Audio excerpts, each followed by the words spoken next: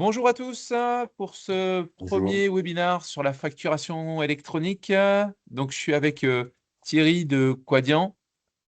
enchanté, bonjour à tous. Et le but de ce premier webinaire est de vous présenter de manière, on va dire, un peu générale ce sujet de la facturation électronique.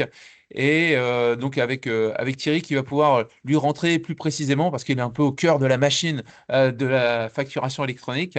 Et donc là, l'idée, c'est on a à peu près 30-40 minutes de présentation. Si vous avez des questions, vous n'hésitez pas à les poser dans le petit onglet questions-réponses et Amel et Laura vont récupérer ces différentes questions et donc à la fin on aura cet échange donc sur les différentes questions qu'il va y avoir.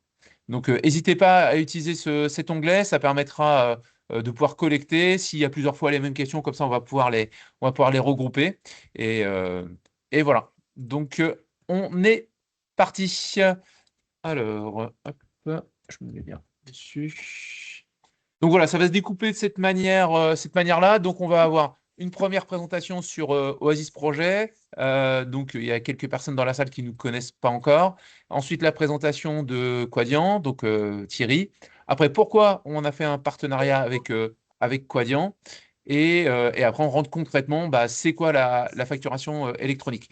Et on finira avec l'annonce des prochains webinars parce que ceci est le premier d'une série où là, on rentrera dans les prochains plus dans le détail sur comment on va faire avec Oasis pour réussir à bien se préparer pour cette facturation électronique en septembre.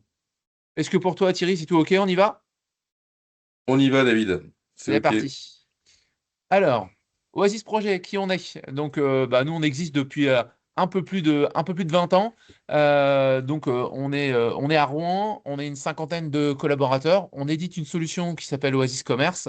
Et le rôle de cette solution, c'est de pouvoir être un outil pour pouvoir gérer l'entreprise pour, on va dire, toutes les sociétés, principalement dans le retail. Et donc, on fait donc le site internet, la vente en magasin physique, la vente sur place de marché et toute la chaîne de gestion des commandes, des bons de livraison, les factures, la logistique et jusqu'au transport dans le cas où les clients peuvent faire eux-mêmes la livraison.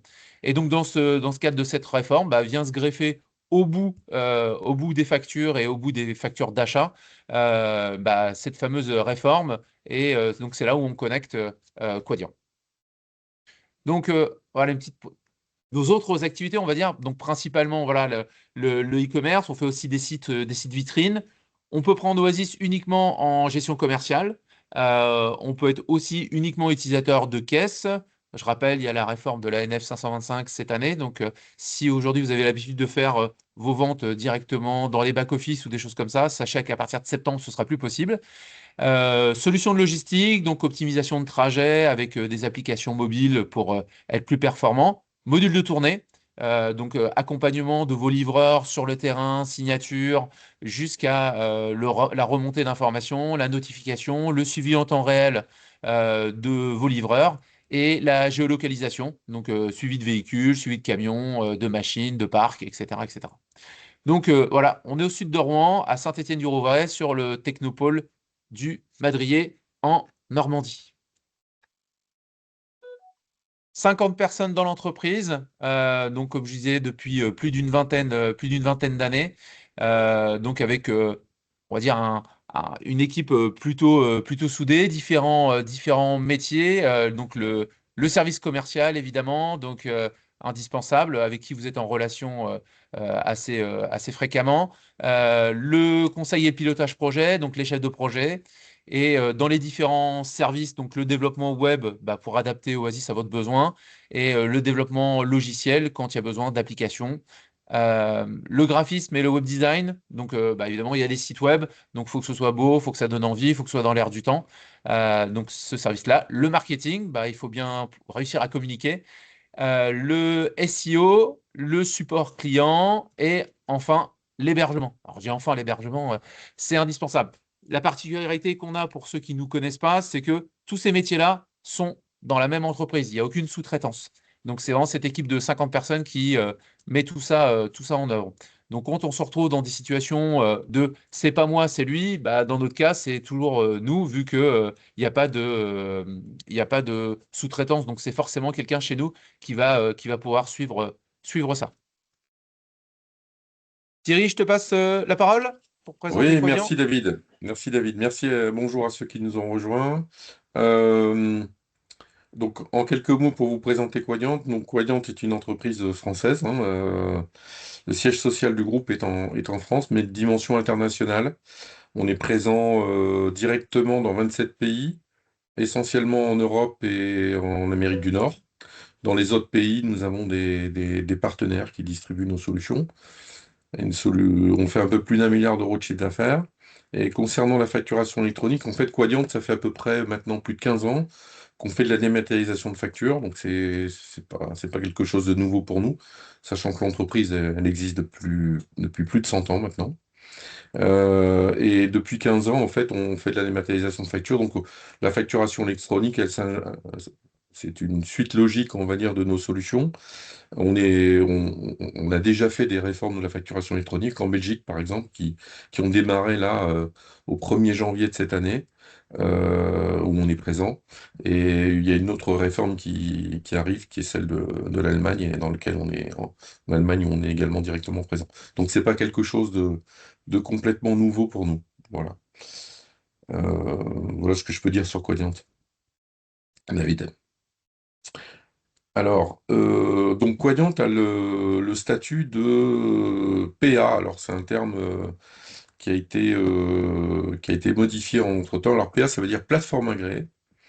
Voyez en haut du slide, là, il y a un petit logo. On a la chance de pouvoir utiliser ce logo en tant que plateforme agréée, parce qu'en fait, il faut pouvoir être plateforme agréée pour pouvoir utiliser ce logo, qui est délivré par l'État. On est présent sous le nom de Cerenzia by Quadient. Pourquoi? Parce que Quadient, en fait, avait déposé plusieurs dossiers, en fait, pour obtenir l'agrément. Et on a fait un rachat en cours d'année dernière, qui est le rachat d'une société qui s'appelle Cerenzia, une société française, qui nous intéressait parce qu'on avait vraiment une complémentarité par rapport à ce qu'on proposait auparavant. Et donc, c'est Cerenzia qui a porté, donc qui est entreprise de Quadient, hein, aujourd'hui, à 100%, mais c'est Cerenzia qui a porté la validation de l'agrément. Il y a à peu près une centaine de plateformes qui ont l'agrément aujourd'hui dans différents domaines. L'avantage de Quadient, c'est que on va revenir là-dessus, mais on va traiter en fait un large scope de ce que propose la réforme. Je développerai ça un petit peu plus tard, mais ça permet notamment de gérer le cycle de vie des factures et ce qu'on appelle les cas d'usage. Mais bon, je ne vais pas rentrer dans les détails. Retenez que Quadient fait partie des plateformes agréées. Donc une plateforme agréée est une société qui a, dans le cadre de la réforme, la possibilité d'acheminer vos factures, c'est-à-dire de les réceptionner ou de les envoyer. Et en tant qu'émetteur de factures et assujetti à la TVA, vous avez l'obligation de choisir une PA. Voilà. Enfin, je vais laisser David expliquer les raisons, mais on a le bonheur de travailler avec Oasis Project concernant le projet de la réforme de la facturation électronique. Alors, voilà. Pourquoi cette rencontre entre Oasis Projet et Quadient? Nous, on n'avait aucunement l'intention de se lancer dans cette course de la, de l'APA, déjà, enfin, dès que les sujets ont été lancés, et il fallait qu'on trouve un partenaire, on va dire, crédible, parce qu'il y a il y a beaucoup d'acteurs qui se sont lancés et qui existent déjà plus aujourd'hui. Et donc, nous, on souhaitait avoir un partenaire solide et qui soit capable de nous accompagner sur la longueur. Et donc assez rapidement, on s'est positionné avec Quadient. Voilà, comme tu disais tout à l'heure, Thierry, c'est une grosse société voilà, qui est présente à l'international et qui existe depuis très longtemps.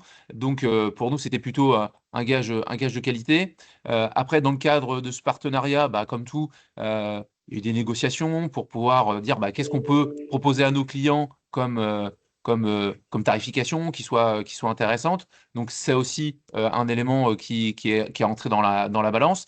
Et on a aussi vu sur la partie plutôt technique que on pouvait se permettre, et donc ça, c'est aussi un gros point, on pouvait se permettre de tout intégrer directement dans Oasis. C'est-à-dire que nos clients n'ont absolument pas d'obligation d'utiliser, de faire des actions dans Oasis pour une partie et de faire le reste des actions directement sur la plateforme Quadient. Quadient fait partie de ces sociétés qui est capable de proposer une intégration technique complète. Et donc, nous, on peut tout réintégrer côté Oasis. Donc, si on doit émettre une facture, on n'est pas obligé d'aller valider, puis après d'aller la mettre côté Quadient. Ou si on doit valider un règlement, on n'est pas obligé de saisir d'un côté et puis aller ressaisir de l'autre côté. Vous faites vos opérations dans Oasis comme d'habitude et tout est envoyé de manière transparente dans Quadient. Et ça, c'était un point hyper important pour nous de pouvoir avoir cette intégration complète. Euh, et aussi, à travers le partenariat, et je crois que Thierry, on s'est au moins 10 fois dans la semaine, voilà, malgré le fait que ce soit une très grosse société, on a des personnes à disposition pour pouvoir nous épauler dans l'intégration bah, depuis le début. Et là, on va rentrer en phase de test. Donc, on a un client de test qui va participer à ce premier déploiement. Et donc, sur cette partie test, là, il y a aussi Thierry, Mathias, etc., les différentes personnes chez Quadient qui nous accompagnent. Et donc, ce point-là était aussi un point hyper important, donc d'avoir un partenaire solide, mais qui finalement puisse avoir cette dimension humaine pour pouvoir nous accompagner. Et il y a aussi cet élément d'archivage qui était aussi un point, enfin qui est obligatoire, mais on voulait aussi avoir un peu de souplesse sur cette partie-là. Et Quadient a pu aussi nous proposer des solutions dans ce sens-là. Donc vraiment par rapport aux besoins qu'on avait, qui était vraiment de dire, on veut un acteur solide, mais on veut avoir un maximum de souplesse pour nous pouvoir travailler et donner un maximum de liberté à nos clients, bah, Quadient a coché toutes les cases. Pas mal, hein, Thierry. C'est pas mal, hein. Merci David, merci. Je vais rougir.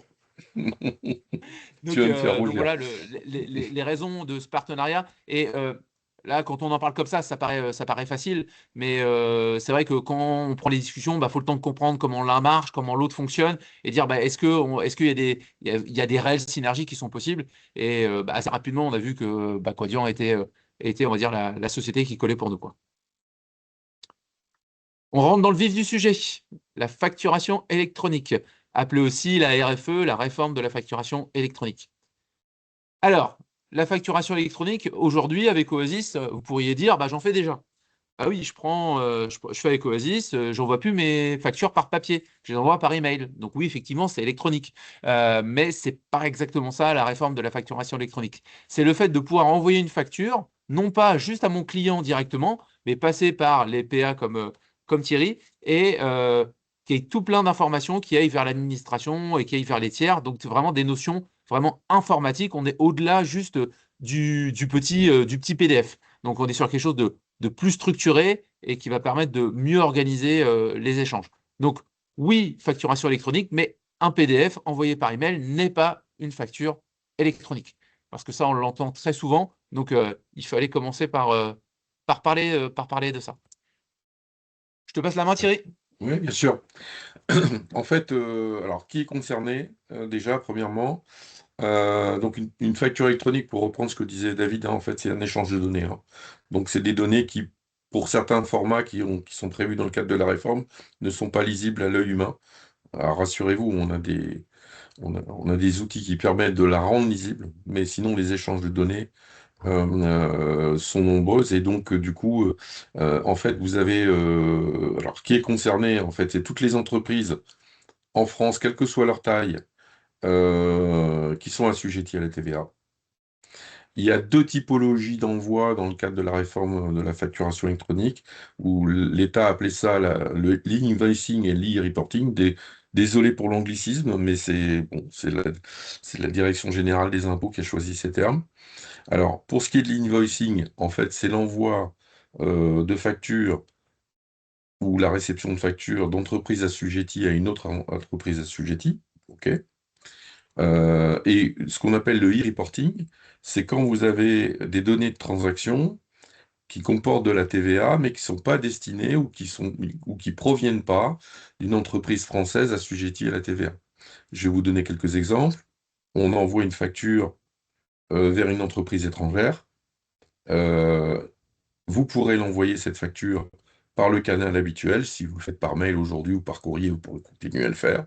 En revanche, il faudra extraire les données de TVA pour les transmettre à l'administration fiscale, et c'est ce que fait une PA, et c'est ce qu'on fera avec Oasis Projet, c'est-à-dire on extraira les données de TVA de la facture pour les transmettre à l'administration fiscale.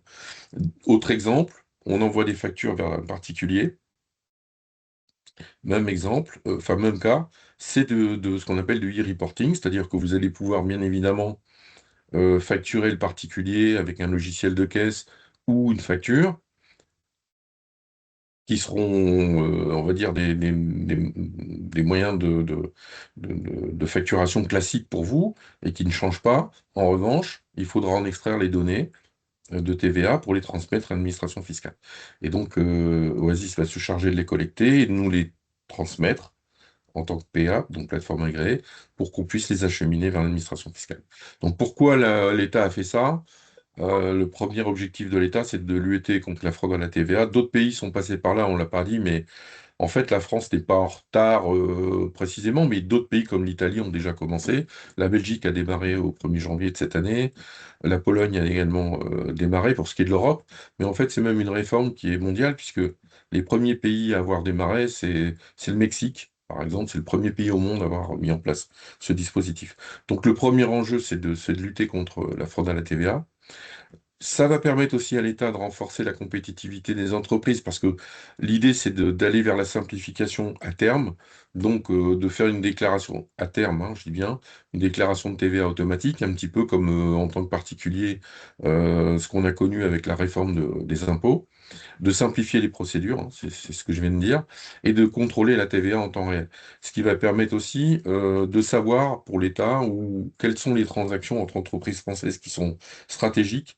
Et quand on aura une crise du type le Covid ou une crise comme celle qu'on connaît aujourd'hui avec la guerre en Iran, peut-être de prendre des mesures très ciblées parce qu'on saura qu'il y a des enjeux économiques très forts d'un canal à un autre. Voilà, donc il y a un côté stratégique aussi pour l'État, à connaître ces données.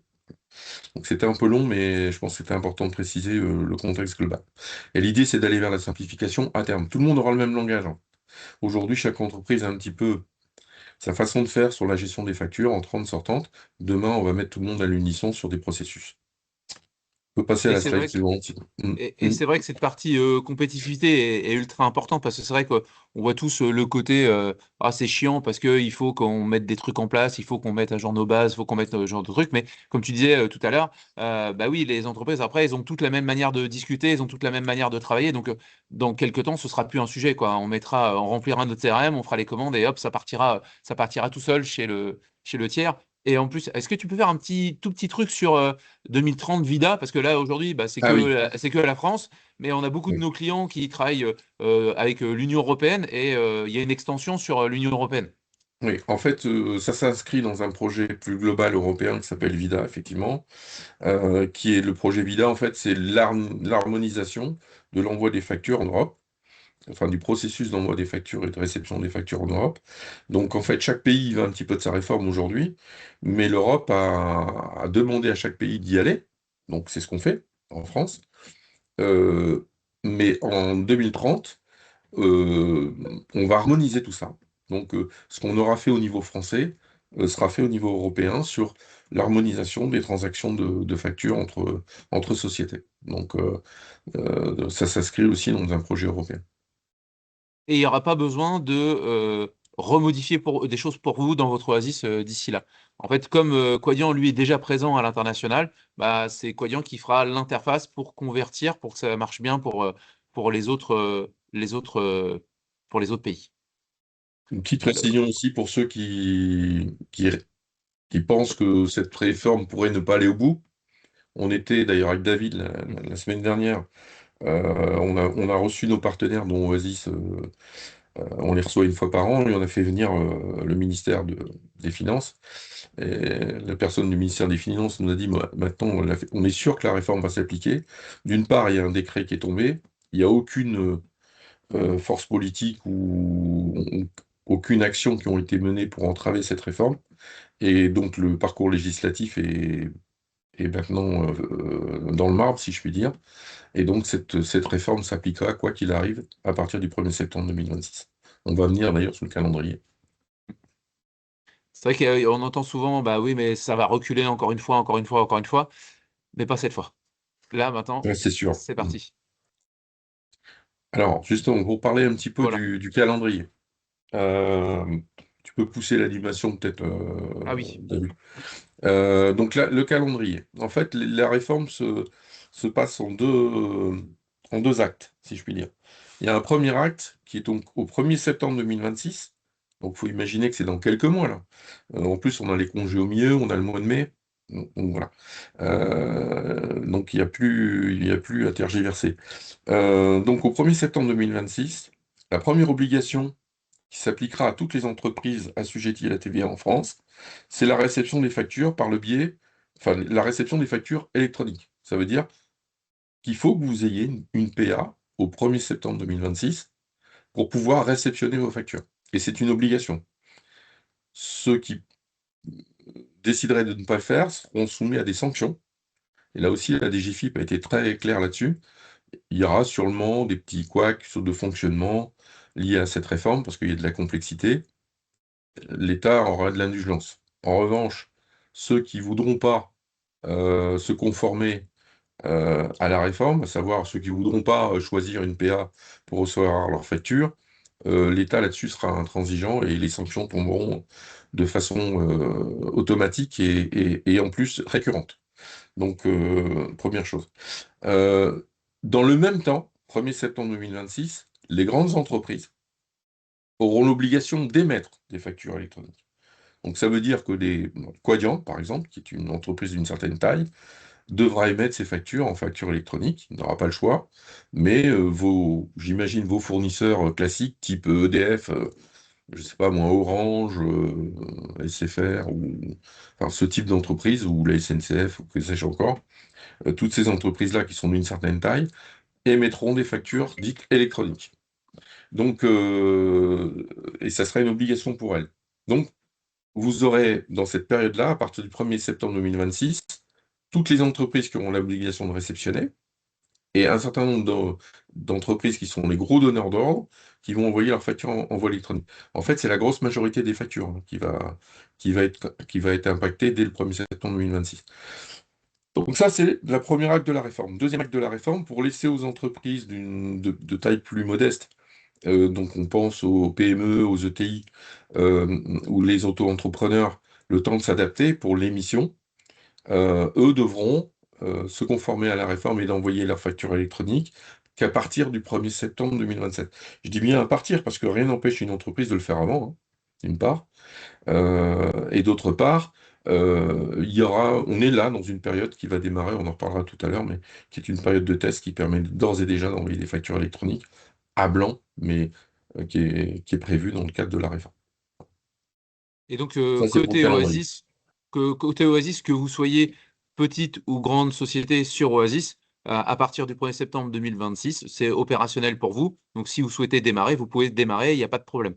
Donc, c'est ouvert dès 1er septembre. Et comme tu disais, Thierry, nous, là, on est sur un premier client test là, qui démarre dans les quelques semaines à venir.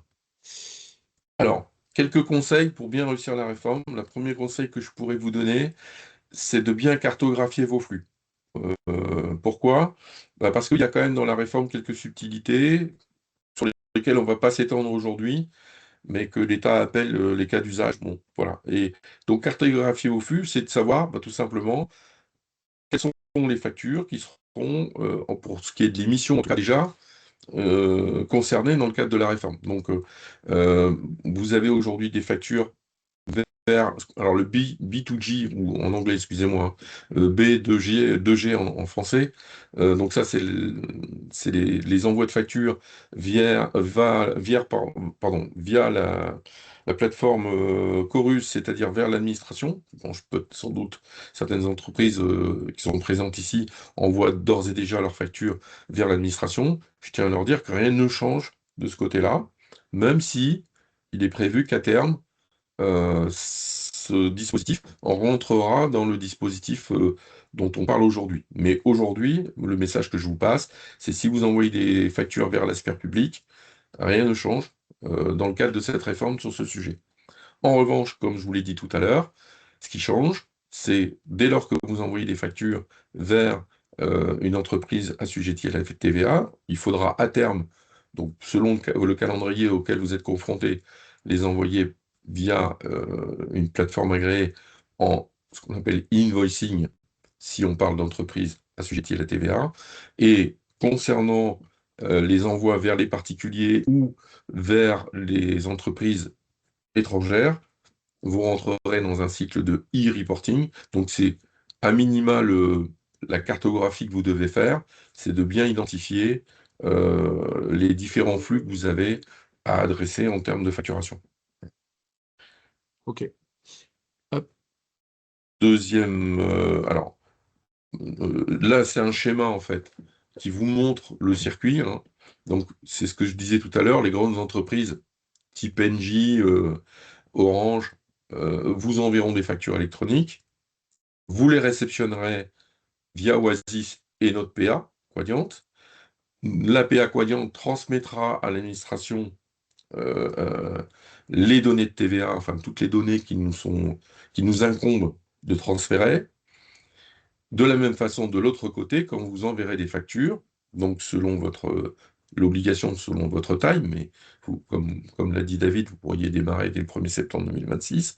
Nous, au moment où vous allez envoyer des factures, on a le devoir de récupérer les données de TVA. Donc si vous envoyez des factures vers le particulier ou vers l'étranger, on collectera les données, on les transmettra à l'administration publique et on enverra ces factures vers l'APA de la société qui va réceptionner vos factures. Donc nous, on va utiliser ce qu'on appelle l'annuaire des entreprises, c'est-à-dire que l'APA va aller interroger l'annuaire de l'entreprise pour savoir à qui elle doit envoyer la facture. C'est très important parce que cet annuaire des entreprises, en fait, il est régi par le sirène des entreprises. Donc, avec la maille sirène, où on peut avoir une maille plus fine, SIRET, c'est-à-dire établissement secondaire, mais aussi on peut avoir des codes routage derrière. Mais en fait, on devra interroger l'annuaire pour savoir sur quelle adresse donc électronique on doit envoyer la facture. Et donc, de la même façon, vous, de votre côté, vous devez vous inscrire dans l'annuaire via une PA, donc comme Quadient. Il n'y a que les PA qui ont la possibilité de vous inscrire. Et donc, vous devez désigner une PA qui va vous inscrire sur l'annuaire et qui va vous référencer dans l'annuaire pour que vous puissiez recevoir vos factures également. Voilà. J'espère que j'ai été clair sur ce schéma et sur les obligations de l'APA, qui est donc d'acheminer des factures, mais aussi d'inscrire les, les entreprises pour la réception de ces factures dans l'annuaire de l'État. Thierry, c'est quoi la deadline pour se mettre dans l'annuaire? Donc les gens peuvent s'inscrire dès aujourd'hui, Oui, donc alors il y a via leur des, PA.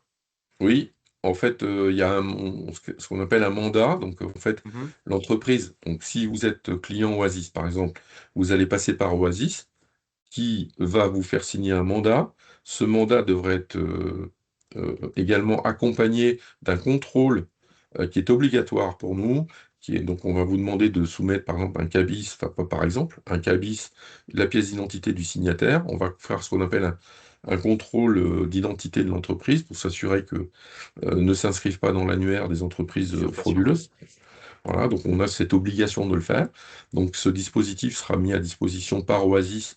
Donc vous allez recevoir un lien dans lequel vous allez devoir télécharger les documents requis, donc le cabis la pièce d'identité, et répondre à certaines questions. Ça va générer un certificat. Ce certificat va être transmis par Oasis à Quadient, qui va permettre Quadient de vous inscrire dans l'annuaire. Vous aurez également, au-delà de la saisie de certaines données, la signature de ce qu'on appelle un mandat. Vous allez donner mandat à la PA Quadient pour vous inscrire dans l'annuaire. Voilà. Donc ça va se passer de façon automatique à travers un lien, un petit peu comme aujourd'hui quand vous ouvrez un compte à distance, hein. Il y a un contrôle. On parle quand même de facturation, donc c'est des choses sérieuses, donc il y a des contrôles qui sont mis, mais effectivement, David, c'est un dispositif qui sera disponible là, on va dire courant avril, C'est ça. sachant que on peut déjà faire des inscriptions manuelles, mais on a voulu, nous, automatiser ce processus, fournir un lien à nos partenaires comme Oasis, qui vous permettent de faciliter ce parcours d'enregistrement dans l'annuaire. Donc, ça sera disponible courant avril, David. Et en termes de au plus tard, donc théoriquement, à partir du 2, les gens sont répréhensibles, du 2 septembre. Ah oui, alors, absolument, ce qu'il faut, c'est être absolument inscrit avant le 2 septembre, hein. Parce qu'encore une fois, l'État sera, enfin, tu étais présent, hein, David, Oui, donc oui, on tout à fait. l'entend. Il était très clair là-dessus. Il était très clair là-dessus, l'État sera intransigeant sur ce dispositif, hein. Voilà. Et donc, il faudra absolument, avant le 2 septembre, avoir désigné sa PR. Bien évidemment, nous, enfin, Oasis et Quadient sont partenaires technologiques. Alors moi, je vais vous passer un conseil qui n'est pas qu'intéressé, hein, qui est sincère. Euh, Oasis choisit une PA pour se simplifier la vie, parce qu'il y a quand même un gros travail côté Oasis pour s'interfacer à notre outil. Donc si demain vous désignez une autre PA, ce qui est votre droit, hein, vous avez le droit de choisir une autre PA, bien évidemment, bah, il faut anticiper le fait que peut-être Oasis n'aura pas le temps de se connecter à celle-ci ou de faire ce qu'il faut pour le faire et qu'il y aura vraisemblablement un coût pour le faire. Voilà, donc c'est la raison pour laquelle je parle en ton nom, David, mais Oui, oui, bien Oasis sûr. a choisi une PA pour répondre à l'obligation de la réforme et à négocier des tarifs pour que vous puissiez accéder à ce service à moindre coût. Voilà. C'est ça. Là, depuis tout à l'heure, on vous explique les schémas, le e-reporting, le e-voicing, etc. Parce que c'est ce que vous entendez un peu partout parler, etc. Comment ça va marcher, comment ça va. Mais en vrai, concrètement, vous, dans l'opérationnel, vous n'aurez pas à penser à tout ça. Vous, la seule chose que vous aurez à penser, comme ce que vous faites aujourd'hui, c'est je fais mes factures, je valide ma facture, et le simple fait de valider la facture fait qu'elle va prendre ce circuit comme il est dans le schéma. Pareil côté facture fournisseur, quand vous allez avoir bien renseigné les informations dans le CRM, bah, les factures vont tomber toutes seules. Elles vont arriver dans un SaaS et vous aurez juste à valider ou à invalider ce que vous allez recevoir. Donc, tout ce qu'on vous montre là, c'est important parce qu'il faut avoir une vue de quoi on parle, mais concrètement, vous, sur le terrain, bah, vous allez continuer à travailler comme avant. C'est ça vraiment la volonté qu'on avait à travers ce mode de fonctionnement-là, c'est de se dire, bon, bah, ok, je m'inscris, je crée mon compte, le mandat, etc. Donc ça va arriver courant avril. Et, euh, et après, je qualifie ma base client. Donc ça, pareil, on aura un webinaire juste sur ce sujet-là. Et quand votre base client, elle est qualifiée, que vos articles sont bons, c'est déjà le cas, mais que tout ça, c'est OK, bah ça y est, vous êtes déjà prêt. Vous êtes déjà prêt pour la facturation électronique. Il n'y a pas besoin de penser à l'intégration technique, etc., etc. Tout ça, nous, on l'a fait avec Thierry et on le fera en concret la courant avril avec ce premier client de test. Donc vraiment, on vous l'explique tout ça, mais c'est vraiment pas, vous n'avez pas vraiment à vous rappeler de tout ça. De toute façon, nous, on va vous accompagner et nous, l'objectif, c'est que vous ayez pas à penser à tout ça. Vous utilisez Oasis normalement et vous allez y arriver, il n'y a pas de problème. Le seul truc qu'il faut, c'est bah oui, être inscrit avant le 1er septembre. Hop. Alors, Alors, ça, hyper hum, important. hum. Alors, ce qu'on va vous montrer là, en fait, c'est le circuit d'une facture qui est émise. Donc, vous avez un fournisseur, donc au 1er septembre, un EDF, un NJ1, Orange, un Veolia, un Quadient, va vous envoyer une facture. La première chose, le fait de l'envoyer, euh, l'administration fiscale, évidemment, sera informée de ça. Et évidemment, elle va passer par l'APA. Donc, il- cette facture va passer par l'APA. Et l'APA a le devoir de contrôler que, on a parlé tout à l'heure de données informatiques. En fait, le rôle de l'APA, c'est de contrôler ces données. C'est de vérifier qu'il manque rien, qu'il manque pas un champ dans la facture, que tout y est et que tout est conforme. Et si c'est le cas, elle sera du coup transmise via l'APA de réception, donc la plateforme agréée de réception, à l'acheteur. D'accord? Donc la facture sera mise à disposition. Et donc prise en charge par l'acheteur. Et admettons que tout se passe bien, c'est-à-dire que votre facture, elle arrive bien au bon acheteur. Donc tout à l'heure, David disait, il y aura un prochain webinaire sur la qualité de la donnée. Je rappelle que ce qui fait qu'on en achemine une facture vers un tiers, ce sera son sirène, hein, ou son SIRET, ou son SIRET+. Enfin bref, il pourrait y avoir une déclinaison, mais en tout cas, c'est la qualité de votre base de données fournisseur qui est essentielle de mettre à jour. Donc, rassurez-vous, Oasis a prévu de vous accompagner là-dessus. Mais donc, à travers comment dire, l'annuaire, la PA va interroger l'annuaire et va envoyer la facture vers le destinataire qui, bon, ok, la facture est correcte, je l'approuve. Je peux l'approuver en partie, partiellement, parce que j'ai une facture qui correspond à une partie de ce que j'ai commandé. J'ai un statut qui me permet de dire, ben, j'ai transmis le paiement. Et derrière, le fournisseur, lui, aura l'obligation d'indiquer qu'elle est encaissée. Comme vous l'avez vu dans le schéma, il y a deux statuts qui sont obligatoires. C'est la facture, qui sont en bleu, hein, c'est-à-dire le statut 1 et le statut 8, qui sont obligatoires, parce qu'en fait, c'est l'émission et la réception, ce sont des statuts obligatoires dans le cadre de la réforme. Ça veut dire que finalement, votre fournisseur, s'il a une PA comme Quadient qui gère tous ses statuts, nous on a prévu de gérer la totalité des statuts du cycle de vie, ce ne sera pas le cas de tous les PA. Mais si vous avez un fournisseur qui gère tous les statuts, il saura en temps réel où en est le cheminement de sa facture. Et de la même façon, quand vous enverrez une facture, ben, vous serez en temps réel où en est votre facture. Donc on ne pourra pas vous dire je ne l'ai pas reçu, vous pourrez même avoir un retour, et on va le voir. Imaginons que sur l'envoi de la facture, eh bien, il y a un souci. Bon, il y a il y a quelque chose qui cloche, un problème de réception de marchandises ou un litige, enfin, que sais-je encore. Est-ce que tu peux pousser le Oui. deuxième cycle, David, s'il Alors te plaît? là, on est vraiment dans le cas où tout va bien, mais il Tout faut se va dire bien. que ça va pas toujours bien. Et évidemment, les cas qui vont pas sont aussi gérés. Sont aussi prévus. Bon, j'en ai parlé. Si par exemple la facture il manque des données, on a eu trop loin. Pardon, S'il c'est manque des revenu. données, elle sera rejetée. C'est le cas 2, hein, le cas 4.2 là. Donc là, elle sera rejetée. Bon, ça c'est aussi un statut qui est obligatoire. Bien évidemment, si la facture, par exemple, vous envoyez une facture vers un destinataire et le SIRET ou le sirène n'est pas bon dans votre base, donc vous l'envoyez à quelqu'un qui n'est pas destiné à recevoir cette facture. Et donc, eh ben, quand il va la réceptionner, il va dire, bah, elle n'est pas pour moi, cette facture. Donc, il peut la refuser, bien évidemment. Il peut dire, bah, elle n'est pas pour moi, et ça, je la refuse. C'est le cas 7,7.3, d'accord?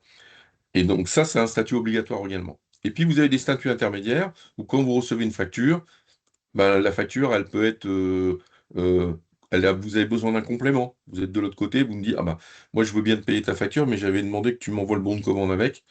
Ben, c'est des choses que vous pourrez échanger à travers la plateforme. Et vous attendez un complément qui vous permet de valider cette facture, et ensuite vous allez reprendre le cycle vert d'approbation, etc. De la même façon, vous avez un problème de litige, ben, vous pourrez aussi échanger. Donc ça veut dire que ce cycle de vie de la facture-là, à partir du moment où la PA le gère, toutes ces étapes-là sont tracées. Donc, ça amènera de la fluidité aussi dans la relation entre un client et son fournisseur, entre le fournisseur et son acheteur. Il y aura plus de fluidité dans les relations. On peut-être aussi que ça va réduire les délais de paiement, hein, donc, et c'est aussi l'objectif, hein. Et puis l'administration fiscale, on ne va pas se voiler la face, hein. Vous savez qu'il y a des règles en matière de délai de paiement. Avec ce dispositif, elle pourra traquer, euh, comme on dit, les mauvais payants. Voilà. Donc, c'est pas non plus anodin. Voilà, donc c'est très important. Et Oasis a fait le choix d'utiliser toute la puissance de la plateforme Quadient, à savoir de gérer tout ce cycle de vie. Donc pour nous, ça c'était vraiment important de pouvoir gérer tout ça parce que bah, il peut y avoir 10 000 raisons pour lesquelles ça arrive pas, ça vient pas de l'autre côté. Donc il faut savoir à quelle étape ça a coincé et pourquoi ça a coincé. Et donc comme vous, côté achat, quand vous allez recevoir une facture, vous allez pouvoir dire non mais moi cette facture-là, je la suspends, j'ai besoin d'informations complémentaires. Vous allez pouvoir agir sur toute cette partie-là, pouvoir mettre un commentaire pour que la personne le reçoive de l'autre côté. Bah, vous aurez exactement les mêmes statuts côté vente la personne à qui vous aurez envoyé la facture, elle, si elle dit, elle le met en litige, bah, vous allez voir sur votre facture, côté vente, qu'elle a été mise aussi en litige avec le commentaire, la possibilité de réécrire, etc. etc. Nous, le fait d'intégrer tous ces statuts-là, enfin, la totalité des statuts était nécessaire pour avoir un travail efficace. Toujours la même chose. Le but, c'est pas de faire de la technique, ça n'a aucun intérêt, mais bah, de dire que cette facture-là, elle est en litige, ça veut bien dire quelque chose. De dire que vous la suspendez, il y a une raison, le fait d'avoir besoin d'un complément. Voilà. Donc là, vous allez passer plus de temps à faire votre job, entre guillemets, dire, bah voilà, avec ces factures-là, il y a un problème, ou ça c'est OK, ou ça j'ai fait le paiement, plutôt que à de dire, mais est-ce que la facture, elle est arrivée de l'autre côté? On entend souvent un truc, je l'ai envoyé par email, mais il ne l'a pas reçu, machin, etc. Là, à travers tout ça, on aura des informations qui diront ça a été envoyé à telle date, reçu de l'autre côté à telle date. On aura vraiment tout le détail. Donc, il ne pourra plus y avoir de ouais, mais je ne l'ai pas eu et on ne sait pas pourquoi. Là, tout est tracé, tout sera accessible dans l'interface et il n'y aura pas de questions ou tout du moins de sous-entendus. Et comme tu dis, Thierry, bah, ça va permettre de fluidifier les paiements. Alors, on ne dit pas qu'à partir du 2 septembre, ce sera magique et tout sera là, mais l'objectif, à terme, c'est que tout ça soit plus simple et voilà. Hop, alors, donc là, je viens sur les prochains, euh, les prochains webinars. Donc, je dirais le plus important pour vous, après celui d'aujourd'hui, ce sera celui du 9 avril à 11 heures, où on va travailler sur la qualité des données avec vous. Donc, Thierry l'a un peu expliqué tout à l'heure. Pour pouvoir adresser une facture ou recevoir une facture, il faut que dans votre CRM, vous ayez indiqué l'adresse électronique de facturation de votre client. Et donc pour ça, il faut avoir des SIRET bien renseignés, enfin voilà, une qualité de données bien renseignée. Donc on va faire un webinaire sur ce sujet-là et aussi vous expliquer bah, comment obtenir cette fameuse adresse de facturation électronique de votre client.